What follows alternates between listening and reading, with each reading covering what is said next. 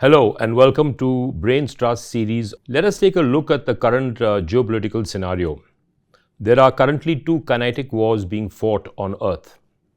The first is the war in Ukraine between Russia and Ukraine, which has now completed 3 years of devastation. Russia is supported by China and North Korea, while Ukraine has been supported by the US and NATO. The second is the war in the Middle East between Israel, supported by the US on one side, and Hamas, Hezbollah, and Iran on the other side. The latter grouping, in turn, also being supported by a disparate alliance of Russia and China up till now. There are two other significant military standoffs as well in Asia. The first is the Chinese naval and territorial expansion in the South China Sea and the intense Chinese military pressure on Taiwan. The second is China's incursion into Indian territory in eastern Ladakh since May 2020 and the attempts of its navy at encroaching into the Indian Ocean region. With the commencement of the Trump presidency on 20th January this year, President Trump has been trying to isolate China. Since the State Department on its website a few days ago removed the phrase, "The US doesn't support Taiwan's independence." It's a very interesting scenario. I now would like to turn to General PJS Pannu to ask him how India figures in this global interplay of geopolitics. In India, we are not isolated. Whatever is happening around the world directly or indirectly impacts India, and also how we do our business. As far as warfare is concerned, the traditional territorial and ideological warfare slowly has been superseded by the trade and technology conflicts. And if you really see that the cost of conventional wars was so heavy as far as lives are concerned and property is concerned, that countries just could not afford to fight those kind of wars. And they gave way to the asymmetric warfare. And asymmetric warfare is here to stay. But how asymmetric warfare is also turned over a period of time, you find that the global war on terrorism came in, because it is the terrorists, the small groups could actually bring down states. And now what you see in the current description of the warfare that you're talking about, that from non-state actors, the proxies have become states, and state actors are being used as proxies. So it is those who are fighting are actually fighting as are being seen, but those who are making the nations fight are the ones who are actually benefiting it out of them. Maybe they're making business out of the fight that the other two countries are going through. So therefore, this churn that is happening, you can't see isolated battlefields or the countries who are directly in conflict. There are a lot of collaborative strategies which are coming in. And therefore, it is the national interests of a couple of nations which come together. They are the ones who are making nations fight through conflicts and to protect their own national interests and to serve their own national interests. It requires great skill for a country like India to be sitting in BRICS on one side and also sitting in Quad on the other side. But I think on the outer, if you were looking at the warfare, I think you are together in war if you are together in business. So as you realize that the American President Donald Trump is using business and war in the same breath. He wants to do business, but then he makes it look like warfare, and then he threatens a war because there is a business interest somewhere.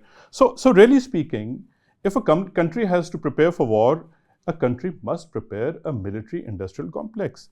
But if I have to talk about the future warfare, let's talk about a non-contact and a non-kinetic warfare, or a mix of two. Imagine a nation being attacked through a cyber warrior who you cannot really discern where that cyber attack is coming from. And all your critical infrastructure gets knocked down. Your water supplies failed, your electricity has failed, your railway, your airlines have collapsed, your banking system has collapsed.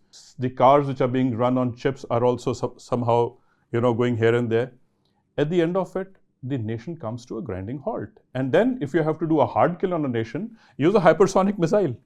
And if a nation hasn't produced a deterrence to match that, or a defense to make sure that the cyber systems are protected, or there is a counter-hypersonic defense system in place.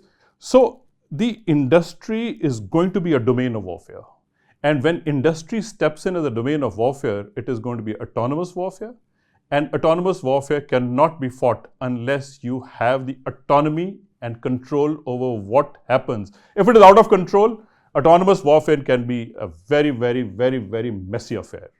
So I think the command and control and the systems that you produce yourself, indigenization, Atmanirbharta, you have to fight with your own autonomous systems. Okay, That is where I'm going to interrupt you now and I'm going to ask my friend Mr. Chandra.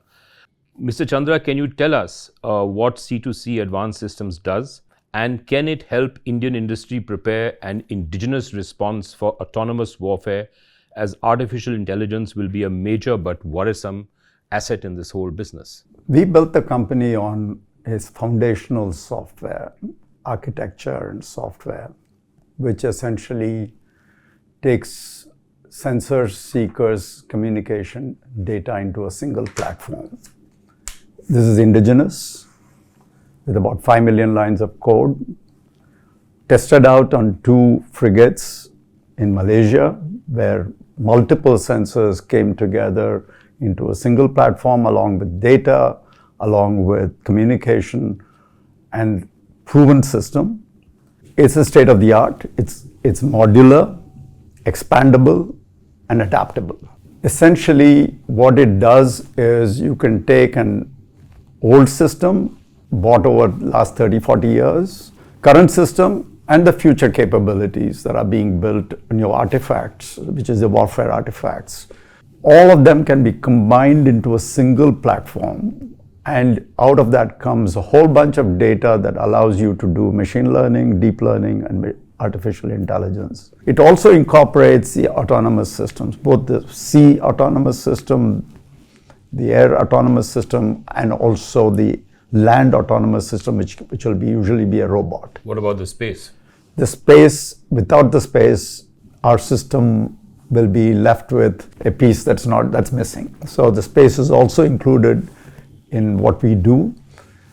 The intention is to build this ground up. It's foundational, so it's built up ground up, and it will be, as I said, it's flexible, adaptable. It can be used for certain applications in a certain way, in certain other applications a certain other way, but it's a distributed system, so that can be combined into a master command and control capability. We are primarily a command and control architectural company that provides situational awareness on an instantaneous basis, using all the sensors that are being developed for various applications. So what you're saying is that the artifacts can actually talk to each other, and they can be talked to, and then on the basis of that, you have a situation where the controlling authority is then able to devise a doctrine of warfare on the basis of these communications? Absolutely. We don't get into the doctrine of warfare. All we give is the flexibility of those who provide the doctrine to be able to use it in a way that they see fit in a specific situation. But you're an integral part of the war machine of any nation state then. It is a fundamental, it's equivalent to your, Android or iOS on your phone. Without that, the phone doesn't function. Without that, the applications don't work. So we are that. Mr. Chandra, I'm actually very intrigued by what you're saying. Actually, how do you differentiate between how the militaries are fighting today and not yesterday, today? And how do you make sure that anybody who's buying your system considers your system to be trustworthy? Do you have your own core, or do you have your own operating system? Because you cannot be just bringing technologies, sensors, and putting and become a system integrator, and yet at the end of it, you don't know whether you own it. You have to have a restricted service where people find that you are trustworthy. How do you think you will be able to just cobble up something and give it to the services or to any country to fight with? And if you are doing a global business, how does anybody trust you that, hey, listen, you are selling to the world? Are you selling to the world, or are you selling to India? I think you have to be very clear about that. Our systems are 100% developed in India. So every line of code is built in India. So there is no open source code that's been brought into our system. It's architected, built, tested in India. In the global market, we sell it as a decision support system. In India, there will be variants of it. Security is the critical issue here. So unless we build a cyber architecture into what we do, because attack surfaces are now proliferating with all the sensors. So we need to be secured at the sensor level as well as at the operating level. Are you saying that you are providing systems to the army, to the Air Force, to the Navy, to the cyber and the space. But you cannot provide these systems to them separately. You got to have a multi-domain warfare approach where all the domains are stitched together. How would you do that? Because it's an agnostic system. It doesn't care as to where the sensor is coming from. It doesn't matter whether it's from the air, water, or land, or space. It doesn't make a difference. All of those sensors come together, and we engineer it to the specific requirement of the army based on their doctrine. So I'm very agnostic. One of the critical problems you have in India is a lot of the systems that you have bought in this country from Russia will eventually have Chinese components. We strongly recommend to our partners that they don't buy anything that has a Chinese component in what they deliver. Even the Indian entrepreneurs who are delivering the sensors like the jammers and so on, our recommendation is do not use Chinese sensors. That will increase the cost. So be it. The cost of a denial of service is far more than cost of that. I now turn to Mr. Saikrishna. Mr. Krishna, can you tell us what Saptang Labs does? And in a situation of asymmetric warfare, when cyber attacks could immobilize, say, the electronic payments network or the power grid, how would you respond? In Saptang Labs, we build AI agents which continuously analyze the sensor data that is received from multiple sources. It could be your critical infrastructure, it could be your telecom operator, it could be any other data that is coming from social media, dark web, any other place. And the AI agent fuses this information and generates its own situational awareness and then implements an SOP that is taught to the AI agent. Because the cyber wars do not last more than milliseconds. So you cannot wait for a human to come back and do. So it is pertinent that we plan for a cyber war and then develop SOPs and use the AI agents to implement them at our gateways. Let's look at an example. America has a different way of approaching cyber war because they dominate the whole internet space. Because in fact, the internet came out of the ARPANET that they started. So keeping this in mind, the Chinese have designed a different way of dealing with internet.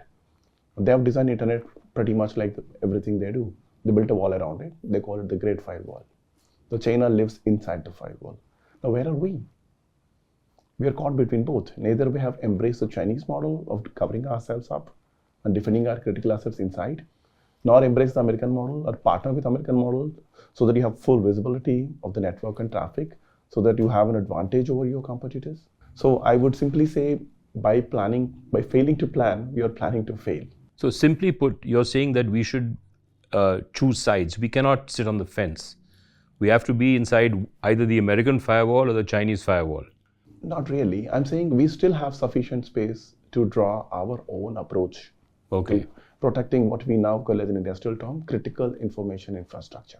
We have made a very good beginning by creating a new generation regulator called NCIIPC. Now, I believe it has already notified more than 100 plus institutions as critical infrastructure. But I do think we have to still look forward to a national strategy. And using AI agents, we will be very, very honored to implement that AI-based strategy to protect our critical infrastructure. General. Mr. Sai, I'm quite intrigued with what you're saying.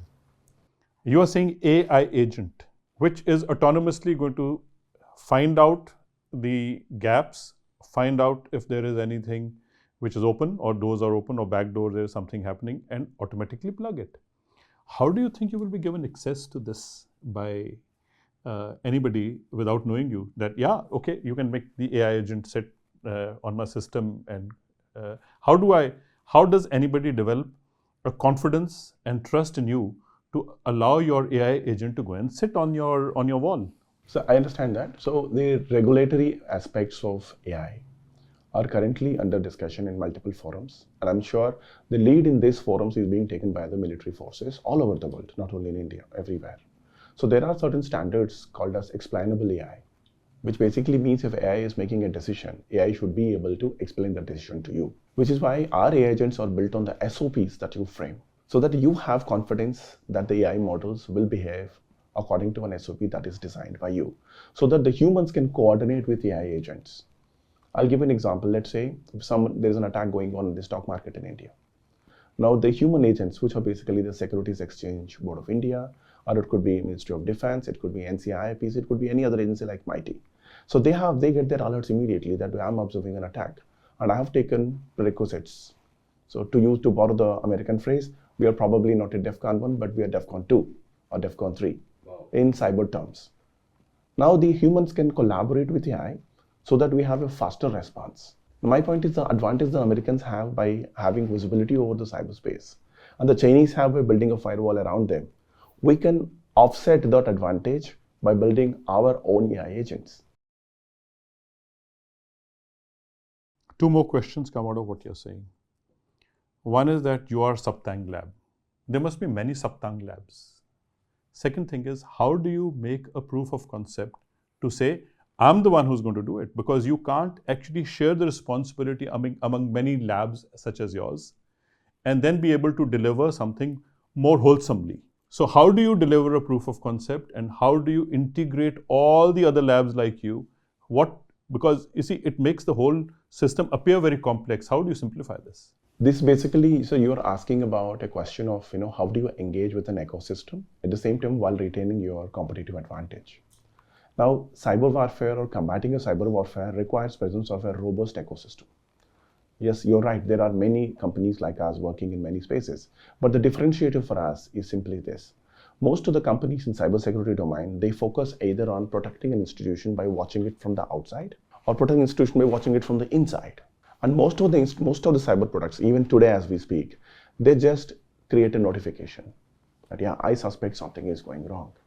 Now today, most of the cybersecurity teammates who work inside the companies, inside the enterprises, inside even the military and other establishments are overwhelmed with so many red flags thrown at them. Now the AI agent is a solution to those red flags. The AI agent processes those red flags and genuinely alerts you when there is a problem. And most of the problems that the AI agent could see can be solved with simple, quick solutions. So AI agents would automatically implement them. So thereby reducing stress on already exhausted, burnt out workforce that you have, at the same time making them do work that really adds value to the security of their industry, security of their concern, security of the nation.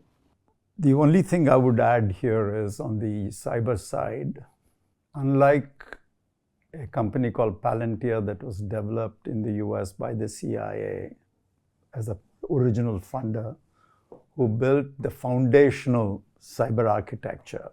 I am afraid that India doesn't have a cyber architectural platform like the Chinese or the Americans. And as we build our command and control, that is the biggest single challenge that I see. Because with the attack surfaces, with all those sensors, now you're talking millions of sensors. And if you go by the latest theory that's going on in the US, is sensors can also be commercial sensors. You don't need military-grade sensors in order to get to where you need to get. With all of that in place, you will have to have a cyber architectural capability, which I am afraid at this point in time, we are not into it. Most of us are today in the cyber world are trying to protect our infrastructure, our company, our military establishment, and creating an AI agent to see whether you can prevent an attack. I don't think that's right logic. Logic is you have to get into a cyber architecture, work your way down from it. Yes, AI agents are going to be very important as part of it. That is a challenge that we see, and that is something that we as a company intend to invest in. What you said just now about the commercial sensors, and the commercial sensors then open a gateway for non-state actors to also come into the game on that very dynamic chessboard. Right. So you have to be able to engage with multifaceted responses. Absolutely. See, when you get in, as the cost of building some of the systems getting expensive, and in the case of India, we're continuing to import. If you want to talk about a military-industrial complex, we have to find out the most easiest solutions, fast solutions. In the process of it, you're going to end up with a cybersecurity problem across the board. Unless you have a cyber architecture built, which is standard across your military-industrial complex, it is going to be difficult. Am I correct on that? Precisely, sir. Precisely, sir. There is a need for standards because that's also how the end user, who's basically mostly the Indian military or the Indian government, communicate back to the market. Because as a market player, I'm not entirely sure if I build a solution. So later, I don't want the final consumer, which is government or military, to come back and tell me, okay, you've done these 9 things, but I want you to do one more thing. Now that things becomes, that makes it really difficult. But I also understand the dilemma that the government faces because this field is so nascent. By the time the government generally comes up with a standard guidelines or something, things have changed. So I find it, it's a problem, sir. I think there is one good solution that I can recommend. I'm sure Mr. Chandra also will agree with me, is we will have to form a joint type of an engagement where the enterprise and the government come together to revise the standards very quickly. Because I see this all the time. Let's say today we have a top class certification called OSCP, Offensive Cyber Security Certification Program. Now OSCP, the curriculum was great 7 years ago. Now it still remains more or less the same.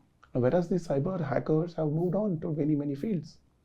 So probably that's the reason why the iterations for cyber security strategies and architectures, they keep getting revamped again and again. I think we need to build that kind of a military industrial complex that would participate in war and to be able to produce that tech deterrence that a country so badly needs.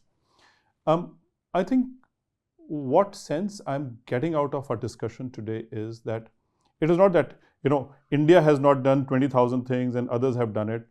Really speaking, even America faces a lot of cyber attacks. Many of them are reported and more number of them are unreported.